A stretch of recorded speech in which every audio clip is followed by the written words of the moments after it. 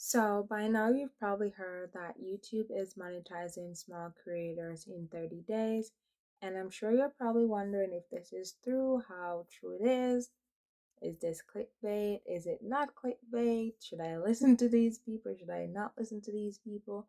And so, as someone who has attracted some amount of subscribers within the last 30 days and have grown my watch time significantly, I do want to tell you that it does have some merit to it. I'm not really sure. I think it's mainly for people who are in the creating YouTube genre because that I don't know if it's because TikTok was about to be banned. It's no longer banned. That might have driven or drove a lot more traffic than usual to YouTube side. Also, the how to grow your YouTube channel side, like I was saying earlier, the how to grow your YouTube side of YouTube has always been extremely huge, large, enormous. You may say, like, some of the people that I've followed the longest on TikTok that has grown really massive over the years have done some sort of how to grow your YouTube. Here's some tricks and tips and trick. I think about Think Media.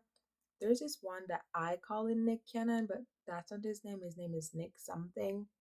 Then there's the one that's called Blake. I don't remember his last name. Then there's the whole vidIQ guy who does his daily tips and tricks and so forth.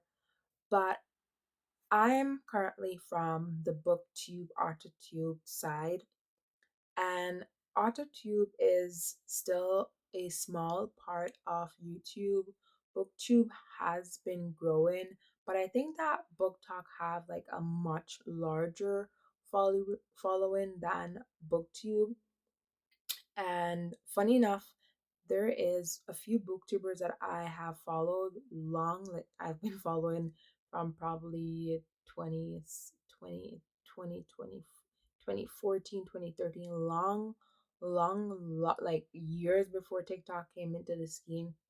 And they had like a massive following. However, there were at the time there weren't like really many people who were into booktube, book talk.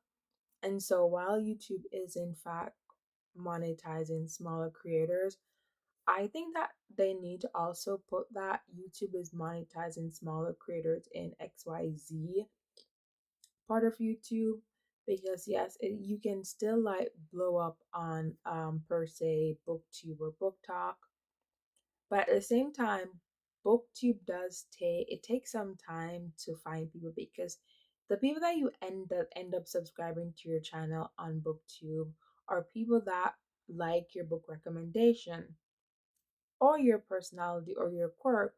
Well, when it comes on to tips and tricks about YouTube, they're not necessarily there for your personality. They're there for the information you have to give them in terms of tips. So while they might subscribe because your tips are they want to get more tips from you, or they like the tips that you give or something, or some way to support you, it's a lot different with other aspect um of YouTube in terms of booktube. Also, I have booktube autotube. I do split my channel. I post my other stuff on Wednesdays and my booktube stuff on Saturdays. Now I'm currently writing a fantasy novel, and while autotube is not extremely small or extremely big, it is in the middle. It does take some time to grow because there's only so many tips and tricks you can share, so many writing vlogs you can do, so many writing challenges you can do. And as an aspiring author, until you have published your first book, you're just someone who writes for fun. And it might not be what many people want to hear, but until you have your debut novel, how people will question how credible your tips and tricks are. As it regards to the booktube side of things, what if people don't like your book recommendation?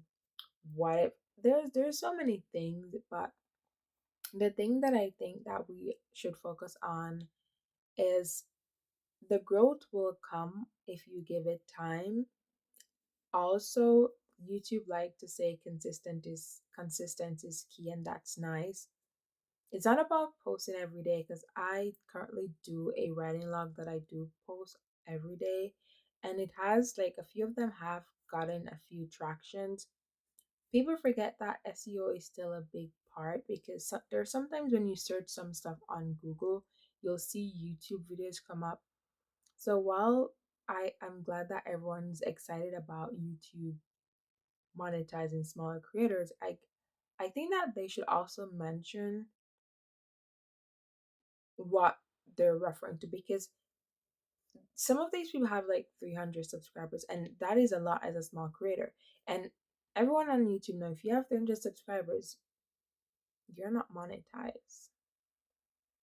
You still need 500 for the first part and then 1,000 for the second part, and it all depends on where you are. So YouTube is monetizing smaller creators from what country? Is there like a cutoff as to what countries, what areas, what parts of YouTube that they're currently monetizing? And so while I do want to capitalize on this whole YouTube is currently monetizing smaller YouTubers, it's nice, but I don't see that happening for every genre. Like, and some people tell you that the easiest way to take off on YouTube is to do YouTube shorts. In the past, I have done shorts and I have gotten a good feedback. But at the same time, they're saying that YouTube is monetizing smaller creators in terms of long form video. And you try a light long form video, but you can do your reading vlogs, do your writing vlogs if no one knows you. That's the thing. They're forgetting that YouTube is something that is constantly searched on Google. It is constantly searched on YouTube. People are constantly wanting to grow on YouTube. So if you go into that part of YouTube, it's a lot easier to grow than per se if you were to go into BookTube because yeah, people are searching for books.